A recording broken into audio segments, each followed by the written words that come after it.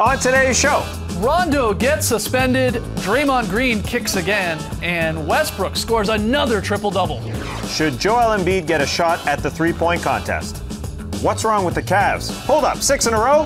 What's wrong with the Hawks?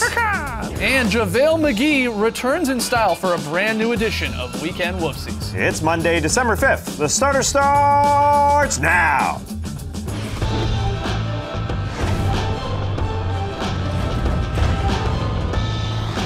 Good evening, Sweet World, and welcome to the starters. Whether you're listening to the podcast, joining us live right now on NBA TV or a little bit later on YouTube, we're happy to have all of you. I'm J.E. Skeets, and alongside me, as always, that's Tas Melis. You used to call me from that payphone. To his right, it's the international man of mystery, Stashless Lee Ellis. Friend. Lily, you look like a different person, mate. I'm still going to do this. It just feels right to do it. All right. And last, Looks right, too. certainly not least, over there, it is the bearded one. He hasn't shaved that. It's Trey Kirby. Hey, yo! TK, what do you got for us? Guys, I'm here at the internet looking for your best tweets at #TheStarters. And every Monday, we come into the office hoping to pick the finest whoopsies that the NBA has to offer. And every Monday, we end up debating what is and isn't a whoopsie. Because some things you see, you can tell right away, oh yeah, that's a whoopsie. But other times, it's a bit harder to pin down. So that brings us to today's question. What are some classic weekend whoopsies categories? There are quite a few of these, so here are just a few of our favorites. Like, for instance, the doinker. Anytime a guy gets a ball off the head, that's a doinker. Or its cousin, the ghost pass. A pass to no one. There's also the high one, which is when you go for a high five, but nobody's there to give it to you. And of course, there's the sleepy defense, when you fall asleep on defense. And where would we be without spills? You know, just classic spills. What a waste of beer. Nonetheless, we want to hear from you, so let us know on Twitter, what are some classic weekend whoopsies categories? Send us your best tweets to #TheStarters. We'll hear from you later. All right, get those tweets in. Help us out. We got a fun show tonight. We got the up-down report. We have those weekend whoopsies, but we start with a little Is This News? If you're new to the show, it's pretty simple. Trey's rounded up some recent NBA headlines from the weekend. He's going to pitch them to us, and we're going to determine whether or not they're actually news, because remember, not all news is actually news. Trey, first headline. Yeah, our first headline comes from the Chicago Tribune, and it says, Rajon Rondo suspended 1 game after exchange with assistant coach. Is this news? No. Definitely not news. This happens every year. It happens every year. Friday, right here, before that happened, we were discussing the Chicago Bulls in the first quarter of the season, and that, you know, maybe they sort of overachieved that first quarter of the season for many reasons. One being, Rajon Rondo hasn't blown up at a coach, hasn't blown up at anybody on Friday. So if us dummy heads could predict that it was going to happen at some point, then the Chicago Bulls must have known that when they signed Rajon Rondo, that this could happen at any point. I don't think it's a huge deal. To me, it's not news. News is newly received or noteworthy information. That's the definition. That doesn't fit the definition for me. They hedged a little when they signed him because they signed him to a 2-year deal, but that second year is only partially guaranteed. And this is a large reason why. Rondo has a history of behavioural problems, whether it's with teammates, whether it's with coaches, whether it's with referees. Yep. And this comes after his easily best performance of the season against the Cavs on Friday The night. highs and lows of Rajon Rondo. Gets That's a triple-double in a great win over the Cavs. I know. And the next night they lose to the Dallas Mavericks, and he blows up at a coach. He needs to be better than that. He's not a good enough player to be able to behave like that. Can't shoot still. Very lazy defender. No one should behave like that. No one should behave like that. But sometimes it can be allowed for some franchise-type players if they're sort of carrying their team. He's not doing that. He needs to be much better. Rondo has been suspended by either the league or his team 7 times now since 2012. That's why it's not news. And that's exactly why on Friday's Drop podcast, you sort of alluding to it because we talked about it here on the show on Friday as well. It's just a matter of time before this happens. I mean, the Bulls, in a weird way, might be happy that he's not going to be playing against the Blazers because they've looked pretty good when he's not out there on the floor. But yeah, not news because it's just inevitable with Rondo. He showed remorse straight away. Yeah, and I agree. That's what Taz is saying. I don't think it's a really big deal. He's apologized. His teammates do seem to are in his corner. They seem to like him. So yeah, they just go from here, and you just sort of wait until the next outburst in a way. Because I think with Rondo is, I believe he thinks he's always the smartest guy in the room, and maybe he is. So if there's any sort of disagreement with an assistant coach, with a teammate, with an official, he's going to let his opinion be known, and that's when he can get into trouble a little bit. It happened in Dallas. Maybe it's just the Dallas curse. I mean, he basically got booted off the team 2 years ago in the playoffs. Trey, next headline. All right, our next headline comes from CBS Sports, and it reads, NBA makes it clear that officials are not targeting Warriors' Draymond Green. Is this news? This is crazy what is happening here now. Not only with the Draymond Green kicks, that we saw, of course, the one with Harden, and then he has one on the weekend against the rookie Marquise Chris, where he's flailing. Come on, he's trying to sell a foul, and he ends up kicking Chris in the hand. What's crazy about this whole thing is now, Draymond goes on this rant this weekend, and his agent as well, saying, "Oh, I'm being targeted. I'm being targeted." Well, yeah, you are, because you keep doing it, and you're really the only one doing the kicking part. And now the NBA has to come out and say, "We're not targeting you. We're trying to just get rid of this. It's not basketball, so stop kicking." They don't need to target him because he is bringing it to their attention it's anyway. Crazy. I hope this doesn't stay news for long, and I hope he does reel this in, because I don't believe there's any intent behind what he does, but he's careless. And when you are careless like that, you have to pay a price after all when you have repeated incidents. And we saw it again twice basically over the weekend, where he's just caught himself with his boot up too high. Again, I don't believe he's trying to get James Harden in the head. It's a wrestling move, When you have a history and a pattern of this sort of behaviour, it does naturally come to the attention of the officials. Yeah, I was kind of in his corner last year when this happened throughout the playoffs, because it strictly is a flop, right? I mean, it is a glorified flop. It is the foot version of this. When a guy just throws his head back, it's throwing his leg up when he gets it. And Draymond compared it to James Harden when he went on this rant. Yeah, everybody. I mean, Bron does it. A lot of guys do it because a lot of guys like LeBron get hit. They have to throw something back to get the attention of the official. Sure. And so that's what's happening with Draymond Green. But in the offseason, the NBA made this a point of education, they call it. I've got it in a presentation in my folder where it reads, point of education, unnatural acts. This is an unnatural act. A kick up into the head region. That's exactly what it is. So they have to look at it. Draymond says it's natural. All these ones we've seen where, again, he's either trying to create space or what I believe is just trying to sell a hit, which is what he's doing a lot of the time. Okay, these ones, I guess maybe you can convince me that he's just trying. Maybe that one. Yeah, that one, sure, the knee for sure. But the one that happened this weekend against Marquise Chris, there's nothing natural about that. No. There's nothing natural about it. He kicks the guy in his hand because, again, he's just trying to sell contact. That's all he's doing here. Boom. Why? Who does that? And he hasn't lost his balance like in other situations. He's on one leg. Yeah. He can maintain his balance if he wanted to, but he just wanted to kick someone, it sure looked like. Like, really, I mean, he's searching somebody with his foot. The league is going to have to, at some point, really throw a fine at him or suspend him for a couple of games, because he seems, at least for all the words he's telling us, well, I'm just going to keep doing this because this is natural. But we saw it with J.R. Smith when he was doing the old untying the shoelace trick. We thought it was funny. The NBA didn't. And eventually, when he did it the second time, they slapped him with a $50,000 fine. I don't remember J.R. Smith doing it again after that. Lee didn't think it was funny. No, he thought it was dangerous. Well, it is dangerous. He asked Brent Barry right here on this desk. I know. If that ever happened to you, wouldn't you be worried that you might... Have you ever tripped over when your shoelace has been undone? I have. Well, if you think the shoelaces was dangerous, you obviously think a guy kicking. Of course I do, because you saw Hopefully your mustache took the blow. You saw Marquise Chris deal with his hand because he obviously got struck by it, so it can be dangerous. All right, Trey, I think we got time for one more headline. Yeah, our next headline comes from Ball Don't Lie, celebrating their 9th birthday today. Happy birthday, happy guys. birthday. Yeah, that's right. The headline reads, Russell Westbrook is the first player with 5 straight triple-doubles since Michael Jordan. Is this news? I keep waiting for him to slow down. I keep waiting for him to have one of those nights where it just doesn't happen. But he seems to be just getting better and stronger and getting bigger triple doubles than we've ever seen. And it's never about an individual's performance. You always want the team to win. They are winning, and I hope he goes on and he beats Wilt Chamberlain's record because he deserves it. Yeah, this is news. I think we have a rule here on the starters. Correct me if I'm wrong.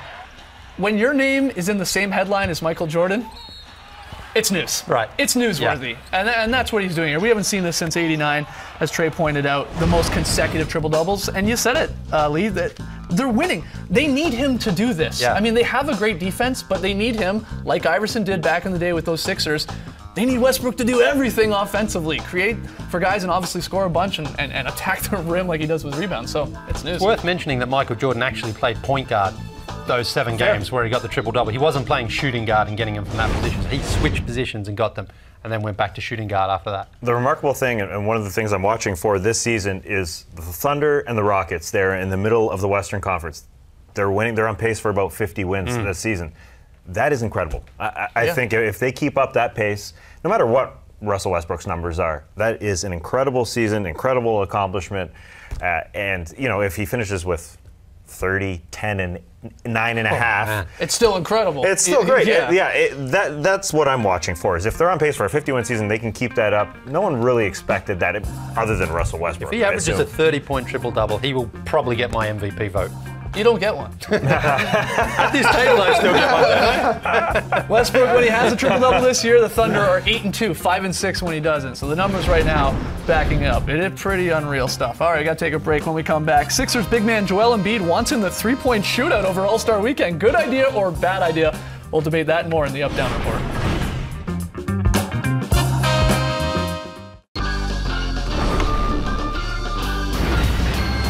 Back with the starters, right into the Up Down Report, where the four of us figure out where we stand on some hot button NBA topics. We ask you to do the same on Twitter. Hashtag the starters. Thumbs up, thumbs down. First one, guys. Joel Embiid wants to become the first true center to ever compete in the three-point contest at NBA All-Star Weekend. And why not? The rookie is currently shooting 51% on his 35 attempts this season from behind the arc.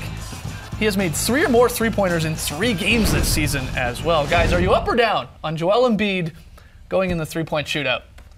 Wow, we're split on this one. Yeah, I'm going upsy daisy. I don't necessarily know that I want Joel Embiid specifically, but tall guys should be in the three-point contest. We should get a center in there. If they're one of the best shooters in the league, they should be in the three-point contest. The thing is that Joel has only taken 35 during the season so far. There's a lot of tall guys who have shot more than he has. And made 18 only. He's 121st in the league in three-point makes. If he can bump that up and make 3 or 4 a game, and he's shooting 50%, go for it. This is the most important event of the weekend. We don't want the integrity of it compromised. Joel Embiid is a great show in and of himself. He will bring hype to the event. It is the best event of the weekend. The slam dunk contest was incredible last year, but this needs a little bit more shine. And I think Joel Embiid will be on social media. He'll be pumping it up.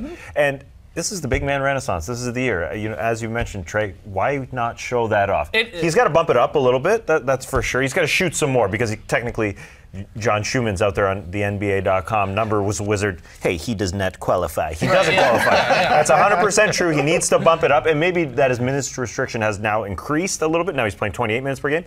Maybe his numbers will go up. That's why I don't think the Sixers want him to go in this. They just increased his minutes. He's going to probably be in the Rising Stars game on Friday night. Don't give him too much to do. He's playing well. Let's not overexert him here. But we did see maybe the first step of big guys going in the three-point contest. We saw it last year, right, in the skills competition where they had a big man bracket, and Karl Anthony Towns ends up winning that thing. Yeah. We had some star talent in that. We had Cousins and Anthony Davis and Towns and so on. So and they won. Maybe it's in play. Yeah, that's exactly right. I'm just mad at Schumann, by the way, because he corrected one of my math tweets this weekend. Yeah. So I'm just trying to get him back. You don't want to mess up math around that guy. No. We should point out, big guys have won the three-point shot. Dirk is huge. Dirk's a legit 7-footer, and he won that in 06. And then Kevin Love, what's he, 6'9", 6'10"? Yeah, somewhere around that. He won it in 2012. Floppy Dirk with the salad, I mean, Embiid would be the first center, though, as you mentioned. First true center. I mean, Sam Perkins, a big guy who went in it, but not a real true center either, for sure. So, all right, let's hear from you guys. Moving on. The sky is falling in Atlanta right now. It's bad. After getting absolutely hammered up in Toronto on Saturday, the Hawks have lost 6 straight and 9 of 10 games. So who's to blame? Is it Dwight? Is it Schroeder? Is it the bench? Or is it the coach? Isn't it always the coach? Yep. Guys, are you up or down on the Hawks firing Coach Budenholzer just 21 games into this season? Yeah, okay, that's what I thought was going to happen. Emphatic. Yeah, the Hawks have come too far in Budenholzer's time there to fire him now. They're going through a rough patch. They've played 8 of their last 10 games on the road over 16 days, and Millsap's been out the last 3 games. Right. The last 2 losses have been 80 points. That's obviously not a great sign. Yeah, lost by 36 to Detroit and then 44 the next night to Toronto. That's rough. Yeah, so they obviously have to play better and improve, because if Budenholzer loses the locker room, we know that's pretty much a death knell for any coach. I don't think it's gotten to that point just yet, though. Yeah, if they're going to be Spurs East, you don't fire your coach after a bad 10-game stretch. He went 8-2 the first 10 games this season, and people weren't saying, let's give him a 20-year extension, right? You got to be fair both ways. If you want to be the Spurs, you got to act like the Spurs. Yeah, and let's zoom out here for a second. They're 10-11. Their over-underline was about 43 this year. So, they're basically playing 400. Yeah, they got off to an incredible start. But if they're a 500 team with a young point guard who took over, Would that be shocking? I mean, they won 48 games with Jeff Teague in there last year. I think we should have all expected, no matter what happened in the front court with Dwight Howard and Al Horford, that they were going to take a little bit of a step back. Yeah, because Dennis Schroeder has never run a basketball team before. You didn't think they were going to be in the bottom part of the league when it came to their offense. Their defense is there. Yeah. That's the crazy part of this whole thing. I think they're still ranked second in the league in defense. They can't score efficiently at all right now. No, but when we talked about last year at the trade deadline, trading Jeff Teague, you knew that Dennis Schroeder would be a step back. He's never run a basketball team. Right, officially, yeah, absolutely right. All right, I think we got time for one more here. Final one, guys. After the Cavs dropped their third straight game on Friday night, LeBron said Cleveland needs to start playing real ball, adding that we've got to get out of the honeymoon stage. He went on to say last year is last year, and after ring night, it's over with. Guys, I'm interested. Are you up or down on the Cavaliers' honeymoon stage excuse? I'm up. Yeah, buy it.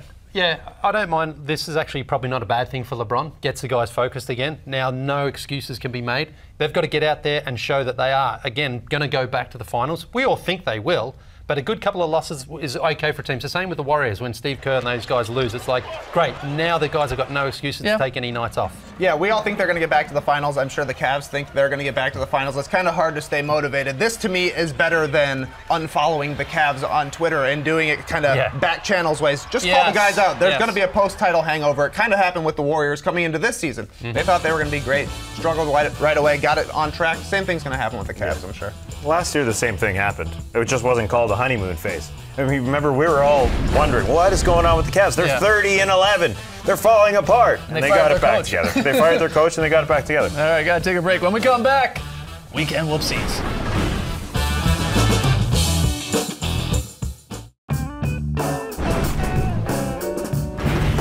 You guys have been watching the show long enough, so we asked you to help us out. What are some classic weekend whoopsies when it comes to the categories?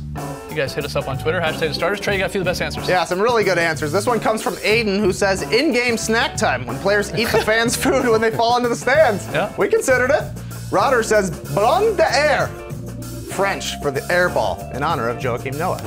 And a Yui. Gorilla says the sloppy floppy, a ridiculous attempt to draw an offensive foul, Marcus Smart style. I like that one. I like that. That's a good one. All right, keep your suggestions coming in, and while you do, let's get to the real weekend whoopsies from the past 3 days in the association.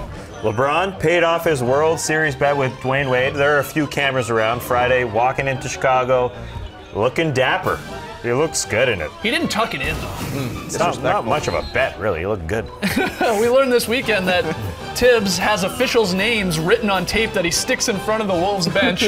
Got to know who to scream at. We're screaming at Monty, Kevin, and Brent tonight. Numbers included. Monty!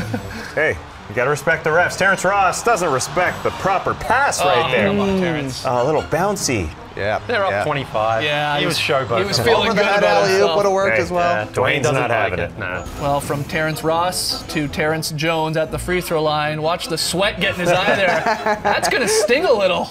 Ah! Yeah, wipe it. Oh, that's the worst. Dribble and spin it again. Marcin Gortat and Patrick Mills, full name Patrick Mills. Natali and the Smalley had some great interactions. Watch Gortat come from the right.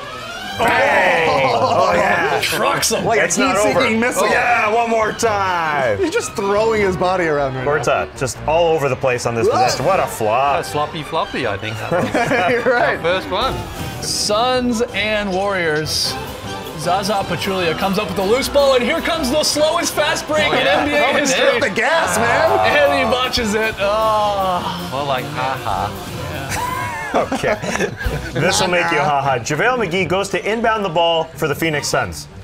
Yeah, I'm going to inbound it. Oh, no. Yes. No, he's This trolling is cool. us. He's trolling us. This is Taking cool, a dive man. on this one. This is cool. He knows his Shackton role, and he's playing it oh so well, and he's embracing it. He loves He it. hated it in the preseason. That one's for you, Goldfarb. Oh, man. Dario Saric is going to drop Jonas Jerebko. Breaks those Swedish ankles like a cheap piece of Malm IKEA furniture. It happens. So you're saying he can just screw his ankles back on? Nice. Yeah. It Grab him an happens. Allen wrench. It happens. It's cheap furniture, man. Those moms were causing some injuries, actually. They were falling forwards. It was dangerous. Tamari Carroll falls forward right into the stands. A little smooch for a fan. Everything's all right. Yeah, nice. That one's good. Guys, got a question for you.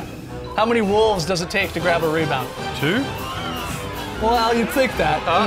You would maybe think one. A school of wolves. Yeah. Shabazz and Cole. Come on. Yeah. Always important to blame the other guy. Yeah. Come on, man. Come on, Cole. Jeez, man. There are a lot of travels that happen in the NBA. This one is egregious, though, and it doesn't get called. Paul George, watch the bench. Austin Rivers gets up.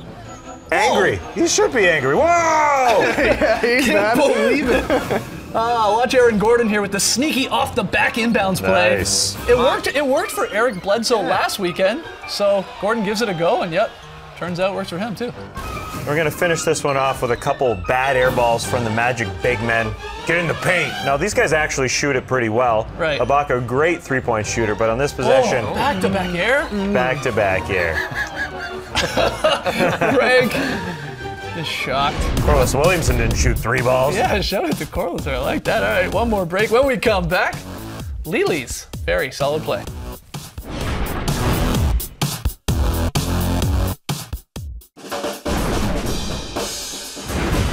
It took 5 months and one offer sheet from the Brooklyn Nets, but Donatas Motiejunas is back with the Rockets. Yes, earlier today, Houston management opted to match the Nets' 4-year, $37 million offer. And according to reports, the Rockets will waive guard Bobby Brown to create a spot, so Demo ain't going anywhere for now. Tonight's pick and play, it's a good game. Cavs and Raptors, 7:30 Eastern on NBA League Pass. I'm the only one going with the Raps, who have won 6 straight. Everyone thinks the Cavs will get off the schneid here and pick up the W. Lee, VSP. We're going to Detroit and watch this bizarre of a pass from Andre Drummond through to KCP for the left. No. Marky Morris in the corner for a beautiful swish bomb. Here it is again, the big penguin with a big pass. Beautiful stuff there from the Pistons in the corner. That's what I call a very solid play. Oh, I missed the stash. Marky Morris. All right, let's stay in Detroit for the thing we'd really like to squeeze in here. Reggie Jackson, back for his first game this season. Maybe hasn't had put on a warm-up in a while, so Benny Udrih helps him from behind there. Here, let me get that on for you. That is teamwork, baby. Yeah, he's rusty, It's a right? tight shirt. Let me help you get that on. Great stuff. Tonight, in addition to that League Pass game, Cavs and Raps, 2 great games here on NBA TV. It's the Celtics and Rockets at 8 p.m. Eastern, followed by the Pacers and Warriors. Pacers have been playing better, so that could be a good one there. Again, enjoy those games. There's a lot of games on tonight. Yeah. 11. And speaking of 11 a.m. Eastern tomorrow, Starters Twitter show. We'll break down as many of those big games or storylines from those games at least. Join us live. It's on Twitter. Just makes sense. Lee, Yeah. we got some fan signs, I believe. Beautiful. This is Ethan at New York on Friday night. Really good job there, Ethan. And Cool Hand Joseph Questionable. and his buds Zinger. were at the Bulls and Mavs game. Now, they've got 2 signs. Technically, they even fired up the pun gun on one of their signs. Okay. Yeah, What do they got? Put some really good puns on there. Go to our Facebook page because that's where they're going to be and you can see them all and you can have a little bit of fun with them yourself. So All right. keep I these like them fan posts changing coming. the color there. That's nice. Real nice. That's Very a cool. nice touch. Keep those signs coming, guys. We'll see you tomorrow night, 7 p.m. Eastern. Thanks for joining us, folks. And remember, That's Bulgogi is a foodie's version of That's Baloney. I'll bulgogi up. Brace the night, people.